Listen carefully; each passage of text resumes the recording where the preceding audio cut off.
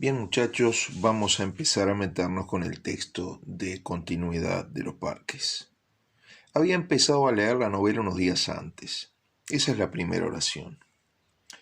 Fíjense que ahí vemos un narrador externo, en tercera persona, que después se revelará omnisciente. Vemos también que si bien no es un inicio abrupto, repentino, sí es un inicio sin introducción. No nos informan quién es, dónde está. Noten esto. Salvo que es una persona que tiene negocios de campo, no sabemos nada de él. Noten que este no saber nada del personaje ayuda a la construcción de su valor simbólico. Como no es nadie en particular, podríamos ser todos. ¿Tá? Tal vez alguno podría decir, yo no soy rico, no tengo negocios de campo. No soy casado, a mí no me va a engañar mi esposa. Pero en algún sentido, por ejemplo, en el sentido de que a veces nos engañamos con las apariencias de las cosas, no nos damos cuenta de lo que es evidente, sí somos representados por estos personajes, por este personaje. Dije estos porque de algún modo también la esposa infiel y el amante de ella nos representan, en el sentido de que todos somos capaces de hacer cosas horribles. No se sientan ofendidos, muchachos, pero es así. Todos los seres humanos somos capaces de hacer cosas muy buenas, pero también de hacer cosas horribles. Fíjense la palabra novela. Ahí estamos hablando de una ficción. Porque recordemos, uno de los temas de este cuento es el cruce entre ficción y realidad. En la medida que nosotros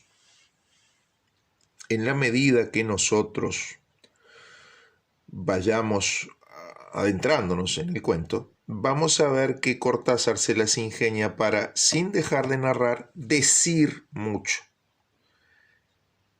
Este es un cuento muy teórico, podríamos decir. Y sobre lo que nos va a decir mucho Cortázar en este cuento es sobre lo que nos pasa cuando leemos ficción. ¿Ah? En particular, sobre lo que nos pasa cuando leemos ficción extensa. Noten que este es un cuento muy cortito que tiene adentro un relato largo, una novela. Y fíjense que muy a menudo, cuando nosotros leemos una novela, sobre todo cuando estamos grandes y tenemos una vida ocupada, de repente hacemos saltos, como dice ahí, de días. Dejé de leer la novela, me ocupé de cosas y después volví a la novela.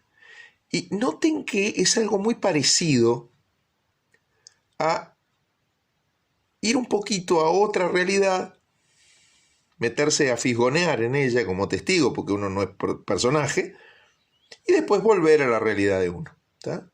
Pero, insisto, en la medida que nosotros nos vayamos metiendo en el cuento, vamos a ver que Cortázar nos dice mucho acerca de qué procesos muy complejos hacemos cuando leemos ficción.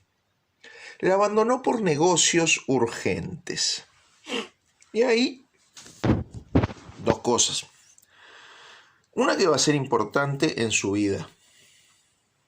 Ustedes van a dividir su tiempo entre el ocio, es decir, el tiempo que sea libre para ustedes, en el cual ustedes decidan qué hacer. Y no importa que decidan ponerse a trabajar, pero lo decidieron ustedes, por libre voluntad de ustedes, sin deberle nada a nadie y poniendo en todo con absoluta libertad los criterios ustedes. Y otra cosa es el negocio. En el negocio nosotros ya entramos en relación con el mundo, con los otros, hay reglas, hay pautas. Entonces, si mi negocio es una carnicería, te tengo que vender carne. Y tiene que ser buena, y tengo que tener un horario, ¿tá? El ocio y el negocio. Noten que este hombre va a querer entretener su ocio en la ficción, en leer una novela. ¿Ah? Esa es una de las funciones sociales de la literatura y en particular de la literatura de ficción. Entretener el ocio, darle sentido al ocio del ser humano. Pero ¿cómo eran esos negocios? Eran urgentes. Y ese es otro ingrediente de nuestra vida. Nosotros tenemos cosas importantes, tenemos cosas placenteras y también tenemos cosas urgentes que a veces con su apuro nos impiden ver. Es decir, esto es bien propio de los siglos XIX, XX, XXI. Son siglos de la urgencia. ¿Tá? Los escritores de lo que llamamos la modernidad son escritores que perciben que la vida del hombre está muy contrarreloj, ¿tá? Muy pautada por urgencias. Volvió a abrirla cuando regresaba en tren a la finca. Y acá, muchachos, y acá, ustedes tienen algo riquísimo porque la finca, o sea, su posesión rural, su casa en el campo, es, en definitiva, su casa. Y cuando nosotros regresamos a casa, salvo que en la familia las cosas nos vayan muy mal, ¿tá? Si a alguno le pasa me cuenta, después lloramos juntos, vemos qué hacemos, pero salvo que a uno le vayan muy mal las cosas en familia, cuando uno vuelve a su casa, vuelve a la tranquilidad, ¿tá? Vuelve al sosiego. No, este hombre está volviendo, parecería decir Cortázar, al lugar donde lo van a asesinar. Y noten que esto a veces pasa, a veces te matan en tu casa. ¿Tá? Sea alguno de los de tu casa, sea otro de afuera. ¿Qué quiero decir? Acá tenemos uno de los más importantes temas de la vida humana, no solo de la literatura. La imprevisibilidad. Palabra larga y me salió. Me desperté con todas las luces esta mañana. La imprevisibilidad. Creo que estoy volviendo a mi casa donde me puedo sentar tranquilo a leer una novela, pero el cuento parece decir que con eso lo que hago es ayudar a que me maten. Me puse en la piel del personaje por un momento, obviamente. ¿Tá? Estaría bárbaro que yo creyera sencillamente que me estoy ocupando en la tarea rutinaria de esta cuarentena de grabar un video para mis estudiantes y justo entrase un ladrón y me pegase un garrotazo en la nuca y quedase grabado para ustedes y lo que dijo Cortázar de la imprevisibilidad no se les borraría nunca. Pero no se preocupen, no hago ese tipo de literatura, ¿verdad? Y espero que la boca no se me haga a un lado y no venga el ladrón y me dé el garrotazo. Pero bueno, después de esta bobada, sigamos un momento con el cuento. La imprevisibilidad, ¿tá? Se dejaba interesar lentamente por la trama, por el dibujo de los personajes. Y ustedes acá tienen dos metáforas sobre el texto narrativo. Y acá no solo sobre cómo se lee, disculpen, pero estoy desayunando, sino también cómo se escribe. Trama es tejido. La trama es el entrelazarse de los hilos para tejer una tela o una red. Noten que ustedes conocen la palabra texto, que es una palabra latina, que no quiere decir otra cosa que tejido. ¿Qué hace el que escribe un texto? Para este caso, narrativo. Va tejiendo, con hilos, no, con palabras. ¿Qué es la trama? La trama es lo central de la acción. Ahora, ¿qué hace de algún modo al lector? De algún modo el lector desteje la trama del texto. Una de las cosas que hace Cortázar en este cuento y en muchos de él es complicarle al lector el trabajo de destejar la trama. Ya ven, uno se da cuenta de dónde está lo importante en la última oración en este cuento. ¡Pah! Son igualitas las dos habitaciones. Capaz que el marido engañado y el lector son el mismo y entonces el malvado de Cortázar te corta el cuento ahí. Por eso podemos decir que además de ser un relato fantástico, este es un relato lúdico, del latín ludus, juego.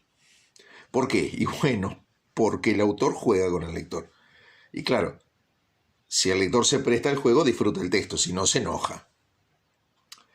Cortázar hablaba de que hay dos tipos de lectores. Un lector más pasivo, que quiere que el autor haga todo. A ese... Son palabras de Cortázar, no mías, no me acusen de machista a mí, estoy repitiendo. No maten al mensajero, yo no inventé el mensaje. A ese tipo de lector más manso, más quieto, más pasivo, Cortázar lo llamaba lector hembra.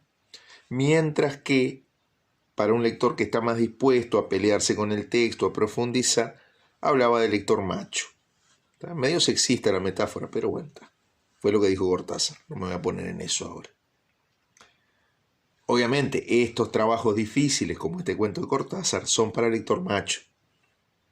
Y si ustedes se fijan, a ustedes les conviene convertirse en lector macho, convertirse en un lector que esté dispuesto a pelearse con el texto, a sacarle el jugo, a no rendirse. Porque para su vida como estudiante de cualquier profesión les va a servir.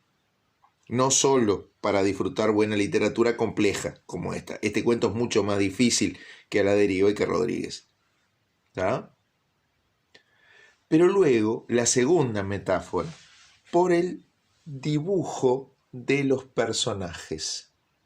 Y acá, si ustedes se fijan, si ustedes hacen memoria de lo que ha sido su vida como lectores, saben que es así. Porque ustedes empiezan a leer el texto y el texto son palabras. Y sin dejar de ser palabras, cuando leen un texto narrativo, en su mente, en su imaginación, se hacen imágenes. Ustedes le ponen cara al personaje.